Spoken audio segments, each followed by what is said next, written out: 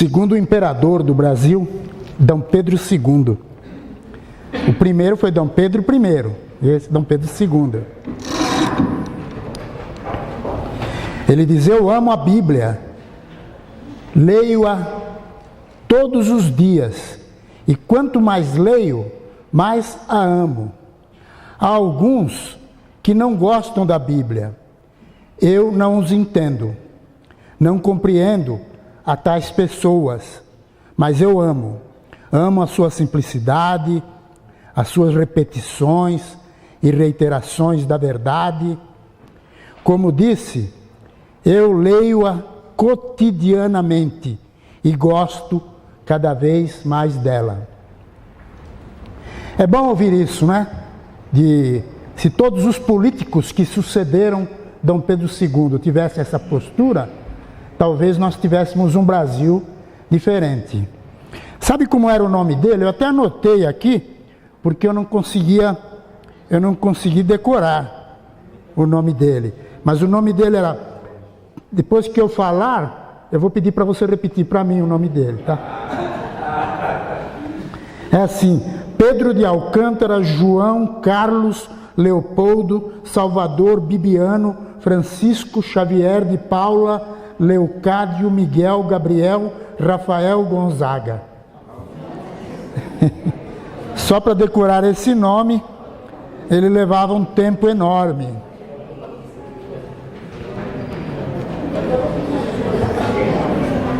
Esse homem tinha boas atitudes. No seu governo, ele conseguiu resolver muitas situações difíceis. Entre as coisas boas, ele fez muitas coisas boas. Entre as coisas boas que ele fez, ele influenciou a sua filha, a princesa Isabel, a fazer a libertação dos escravos no Brasil. Foi uma coisa maravilhosa. E entre outras coisas que esse homem fez. Diferentemente do pai dele. O pai dele foi uma peste. Foi horrível. Ele era o playboy na época. Os historiadores conseguiram catalogar o nome de 15 amantes que Dom Pedro I teve. 15 amantes, o nome completo. Tinha muitas que eles não conseguiram descobrir e não catalogaram. Ele era devasso. Era uma pessoa completamente dedicada à devassidão, à promiscuidade sexual. Entre as mulheres que foram suas amantes, tinha a mulher do seu camareiro, a mulher de um comandante do exército, a esposa de amigos e a famosa Marquesa de Santos, que é conhecida. E a história conta, inclusive, que ele mandava envelopes com desenhos meio pornográficos para a Marquesa de Santos, com pelos pubianos dentro do envelope para ela. Era meio maluco mesmo. Morreu com 36 anos de idade, Dom Pedro I, vítima de uma tuberculose fatal. Já Dom Pedro II, um homem que pelo jeito era temente a Deus e lia as Escrituras, ele morreu com 66 anos de idade, depois de fazer inúmeras coisas boas durante o seu governo. Dizem que os filhos seguem as pegadas dos pais. Felizmente, Dom Pedro II não seguiu as pegadas do pai. Por que eu trouxe isso? Para mostrar para vocês que pessoas importantes leem a Bíblia, pessoas boas, pessoas de caráter, leem a Bíblia. E por isso que nós vamos pensar um pouco neste assunto hoje. Por que devemos estudar a Bíblia? Por que devemos estudar a Bíblia? Para saber de onde vim, por que estou aqui, como devo proceder, para onde vou. Essas são as perguntas básicas da humanidade. E a Bíblia tem as respostas para essas perguntas. A Bíblia responde cada uma delas. A Bíblia nos dá informações para as perguntas existenciais do ser humano. Ela diz que não está nas mãos do homem o seu futuro. Lá em Jeremias, capítulo 10, versículo 23. Não compete ao homem dirigir os seus passos. O homem sozinho, ele não é capaz de dirigir a sua vida. Ele precisa da ajuda de Deus. Porque assim como os céus são mais altos do que a terra, diz em Isaías, assim são os meus caminhos mais altos do que os vossos caminhos, e os meus pensamentos mais altos do que os vossos pensamentos. Em Provérbios, capítulo 14, versículo 12, diz que há caminhos que parecem certos, mas podem acabar levando para a morte. Muitos homens caem em ciladas, caem em armadilhas, muitos homens erram, pensando que estão fazendo certo, mas estão fazendo errado, estão se encaminhando para a destruição. Como nesse caso que estamos vendo aqui no telão, esse ciclista que, se continuasse andando sem verificar, teria morrido, a caminho que parece certo, mas ao cabo dá em caminhos de morte. Salomão, um dos homens mais sábios que já existiu na terra, ele disse: o que confia no seu próprio coração é insensato, mas o que anda em sabedoria será salvo. Provérbios 28 e 26. O homem não pode confiar no seu próprio coração. O nosso próprio coração não é um bom guia. Nós podemos errar, nós podemos cometer enganos. O próprio apóstolo Paulo admitiu, quando ele se defendeu perante o Sinédrio, ele dizia, fitando Paulo os olhos no Sinédrio, disse: varões e irmãos, tenho andado diante de Deus com toda boa consciência até o dia de hoje. Ele falou isso lá em Atos 23 e 1. Ele diz: eu estou andando com boa consciência. Você lembra o que o apóstolo Paulo fez antes dele se converter? Ele perseguia os cristãos. Ele consentiu e até liderou a morte por apedrejamento de Estevão. E ele fazia isso achando que estava fazendo bem, achando que estava certo. Ele tinha uma boa consciência, ele tinha boas intenções. Ele disse: na verdade, a mim me parecia que muitas coisas devia eu praticar contra o nome de Jesus, o Nazareno. Então você veja, ele era bem intencionado. Ele fazia aquilo porque ele achava que o cristianismo era uma religião errada, era uma religião que estava prejudicando todo mundo, e ele queria acabar com isso. E ele consentia no apedrejamento do Estevão. Foi o primeiro mártir cristão na história do cristianismo, que acabou morrendo apedrejado, e Paulo lá assistindo, olhando e consentindo, de consciência boa. Na cabeça dele, ele estava com uma boa consciência, achando que estava fazendo o que era certo. Nossa consciência não serve de guia para nós, porque a nossa consciência é falível, é instável. Veja esta passagem de 1 Coríntios 8. E deste modo, pecando contra os irmãos, golpeando-lhes a consciência fraca. Existem consciências que são fracas. Você não pode confiar na sua própria consciência. Tem, além da consciência fraca, tem a má consciência, que em Hebreus 10, 22 diz: aproximemo-nos com sincero coração, em plena certeza da fé, tendo o coração purificado de má consciência. Então, existe consciência fraca, existe má consciência e existe consciência corrompida. Todas as coisas são puras para os puros, todavia para os impuros e descrentes nada é puro, porque tanto a mente como a consciência deles estão corrompidas, diz lá em Romanos 10 e 3. Consciência corrompida. Nós falamos aqui há um tempo atrás da corrupção da mente, que é o que causa corrupção no ser humano em geral, parte da corrupção da mente. E fala também de consciência cauterizada, pela hipocrisia dos que falam mentiras e que têm cauterizada a própria consciência. O que é consciência cauterizada? Você sabe, por exemplo, se eu for trabalhar de pedreiro, eu não estou acostumado a pegar num serviço pesado e as minhas mãos vão começar a doer muito, sangrar, porque é um serviço muito pesado, e dói. Mas à medida que eu vou trabalhando, a minha mão começa a criar calos, ela fica cauterizada, e aí eu vou suportar mais o serviço pesado, aí eu vou aguentar até coisas mais quentes. A minha mão fica calejada, fica cauterizada. E algumas pessoas têm a consciência cauterizada. Por exemplo, uma pessoa pode roubar alguma coisa lá no trabalho e fica sentindo culpa, fica sentindo que fez alguma coisa errada, mas amanhã ele faz outra vez, depois ele faz outra vez, depois faz outra vez. Aí chega um ponto que ele não sente mais nada, fica cauterizado. É como se a consciência dele tivesse endurecida, calejada. A consciência não serve de guia para nós.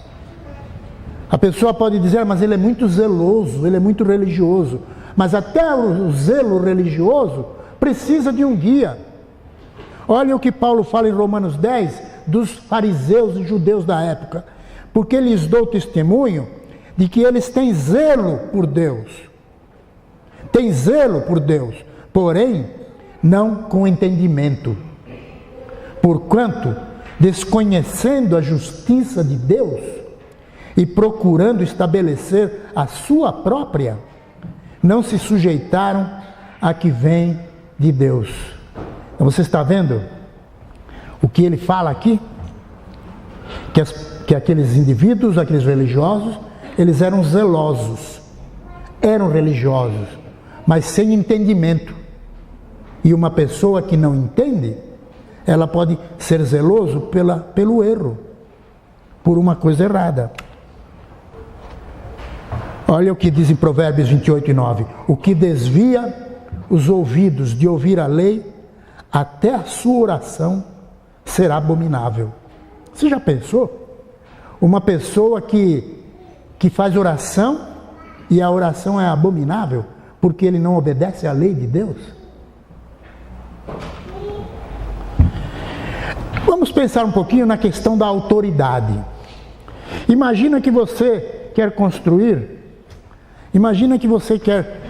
construir alguma coisa na sua casa e você quer puxar um fio lá para pôr uma lâmpada.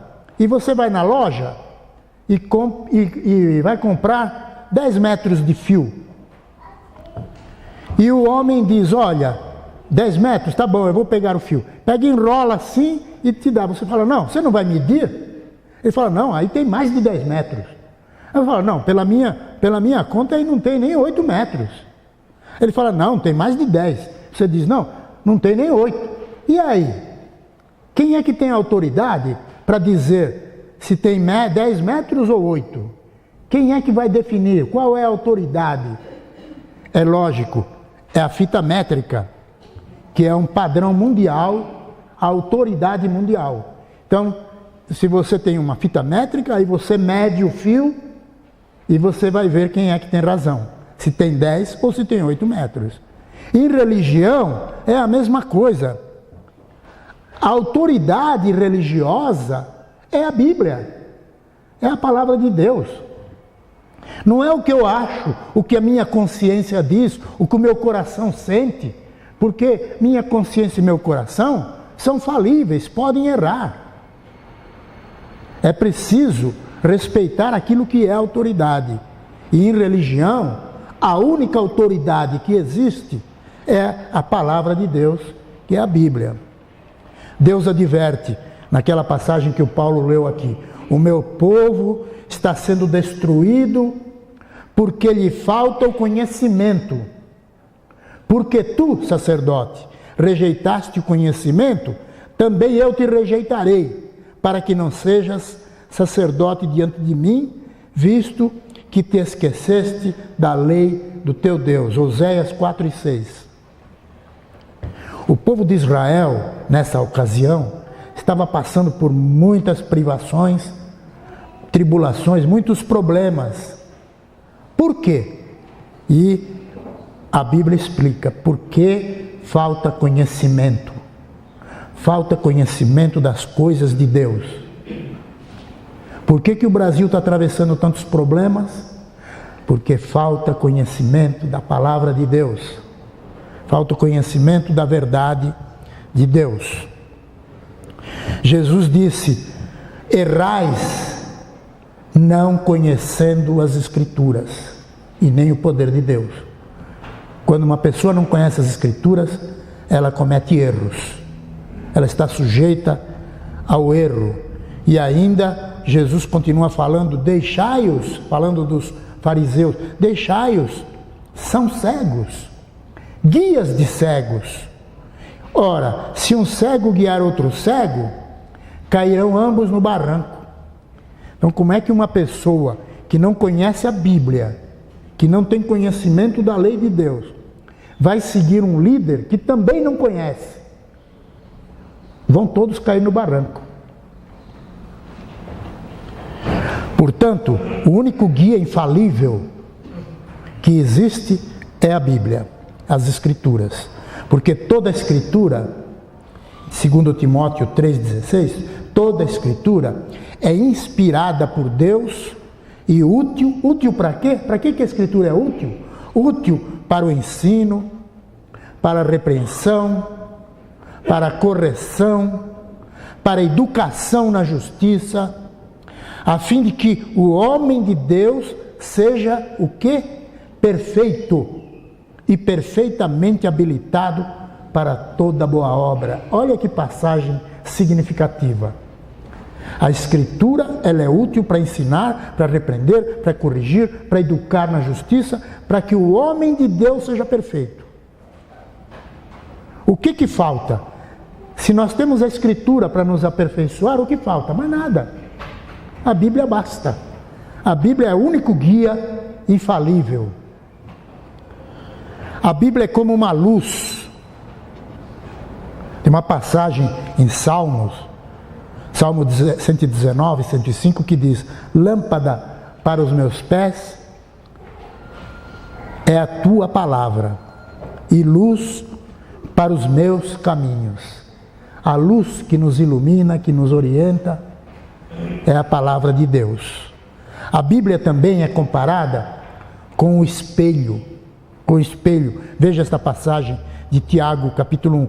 Porque aquele que ouve a mensagem e não a põe em prática, é como uma pessoa que olha no espelho e vê como é.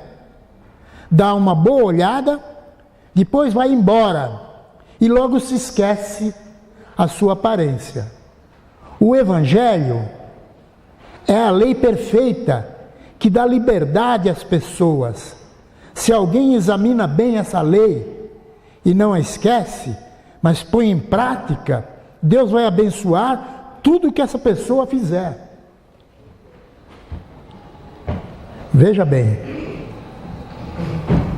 uma pessoa que ouve os ensinamentos da Bíblia, mas não põe em prática, é igual aquele que olha no espelho sua aparência, saiu dali e já esquece como era. Só voltar correndo para o espelho para olhar sua própria aparência. Uma comparação interessante. Mas aquele que, diz no fim do versículo, mas aquele que põe em prática, Deus vai abençoar tudo que ele faz. Tudo que essa pessoa fizer. Aquele que aplica a lei espiritual de Deus na sua vida é como este homem que faz a barba, isto é, ele faz algo, ele não fica apenas olhando no espelho. Ele foi lá, olhou no espelho e viu que a sua barba cresceu e ele resolve o seu problema, ele tira a barba.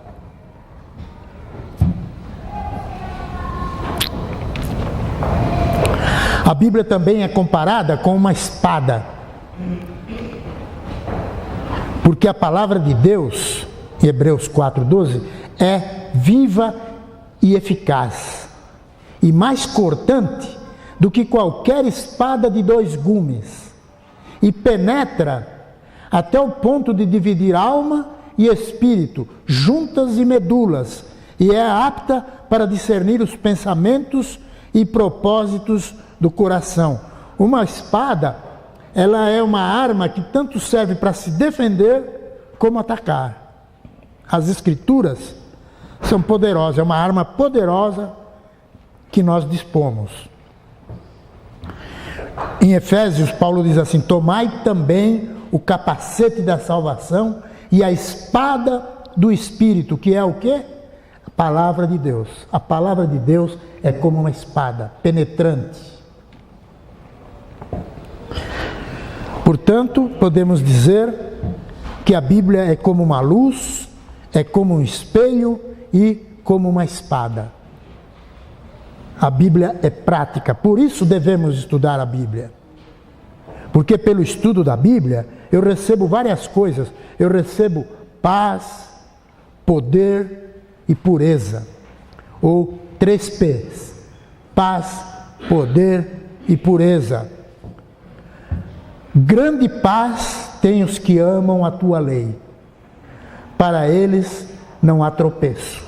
Salmo 119, 165. Grande paz tem os que amam a tua lei.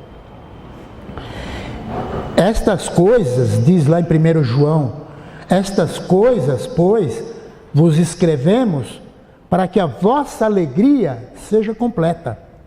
As pessoas que estudam a Bíblia, elas têm mais paz, elas têm alegria completa, uma alegria diferente dessa alegria que o mundo oferece. Este versículo de Romanos 8, 22 é interessante. Diz assim: porque sabemos que toda a criação, a um só tempo, geme e suporta angústias até agora. Em que sentido a criação está gemendo e sofrendo angústias, está sofrendo até agora? Basta olhar ao seu redor. Nós estamos vendo furacões, inundações, doenças, terremotos, guerras, violência, fome, assaltos. A criação toda sofre angústias até agora por conta do pecado. Mas a Bíblia nos dá conforto, a Bíblia nos liberta, nos dá poder. E conhecereis a verdade, e a verdade vos libertará. Esse versículo famoso de João 8, 32.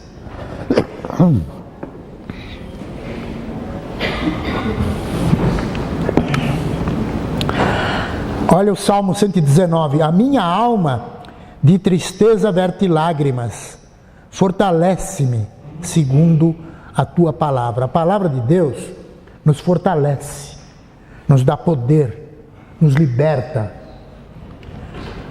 A palavra de Deus nos permite uma vida pura, nos dá pureza. Pergunta aqui em Salmo 119, de que maneira poderá o jovem guardar puro o seu caminho? Observando segundo a tua palavra. De todo o coração te busquei, não me deixes fugir aos teus mandamentos. Guardo no coração as tuas palavras para não pecar contra ti. Então olha, aqui ele está falando do jovem. Como é que um jovem, que para o jovem é mais difícil do que para os velhos, de manter um coração puro, de caminhar na trilha da pureza. É mais difícil porque as atrações e as tentações para os jovens são maiores. E a Bíblia diz, como é que o jovem vai guardar essa pureza? E o texto responde, guardando no coração as palavras da Bíblia. Procura conhecer, estuda mais a Bíblia, decora muitos versículos, guarda no coração os ensinamentos de Deus. E você vai ser uma pessoa mais pura. Portanto, Jesus disse, está escrito, não só de pão viverá o homem, mas de toda palavra que procede da boca de Deus. Nós precisamos de alimento cotidianamente, como fazia Dom Pedro II. Leio a Bíblia cotidianamente. Nós precisamos da Bíblia todos os dias, porque nós nos alimentamos dela. Espiritualmente é o nosso alimento. Então, devemos estudar a Bíblia? Sim, devemos estudar a Bíblia para que nesta vida nós possamos conhecer o Criador, possamos seguir um guia infalível e possamos transformar a nossa vida. E na vida futura, nós vamos salvar a alma, vamos herdar a vida eterna e estar preparado para o juízo, o julgamento final. Olha só, quando fala sobre salvar a alma em Tiago 1, 21, portanto, despojando-vos de toda impureza e acúmulo de maldade, acolhei com mansidão a palavra em vós implantada, a qual é poderosa para salvar as vossas almas. A palavra de Deus é poderosa para salvar as nossas almas. Com o estudo da Bíblia, nós encontramos a salvação da nossa alma. Diz em Atos 2,40, com muitas outras palavras, deu testemunho e exortava-os, dizendo, salvai-vos desta geração perversa. Então, os que lhe aceitaram a palavra foram batizados, havendo um acréscimo naquele dia de quase 3.000 pessoas. Então ele fez o apelo, o apóstolo Pedro fez o apelo para os ouvintes, salvai-vos da perversidade desta geração. E aqueles que foram aceitos, que foram salvos, aceitaram a palavra. Como é que a gente é salvo? Aceitando a palavra de Deus. A Bíblia também nos ajuda a herdar a vida eterna. Respondeu-lhe Simão Pedro, Senhor, para quem iremos? Tu tens as palavras da vida eterna. Aonde que nós vamos encontrar as palavras da vida eterna? Fica conosco essa pergunta de Pedro. Senhor, para onde nós vamos? Só o Senhor tem as palavras da vida eterna. Não adianta procurar em outro caminho. E Jesus disse, em verdade vos digo, se alguém guardar a minha palavra, não verá a morte eternamente. Quem guarda a palavra de Jesus tem vida eterna. A vida eterna deve nos interessar, pelo fato de que todos morrem, todos vão morrer. Uns morrem mais cedo, outros morrem mais tarde. Dom Pedro I morreu com 36, Dom Pedro II morreu com 66. Tem pessoas que morrem ainda na infância, outros morrem na adolescência, na juventude, mas tem alguns que vão até a bengalinha, até usar o andador.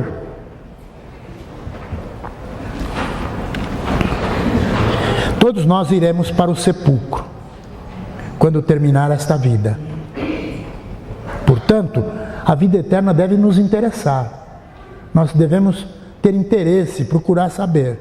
Devemos estar preparados, inclusive, para o juízo que vem depois da morte. Jesus falou em João 12, quem me rejeita e não recebe as minhas palavras, tem quem o julgue. A própria palavra que eu tenho proferido, essa o julgará no último dia. Então, o que vai nos julgar no último dia? A própria palavra de Deus. Nós seremos julgados pela palavra de Deus. Olha como será o último dia, segundo a descrição de Apocalipse.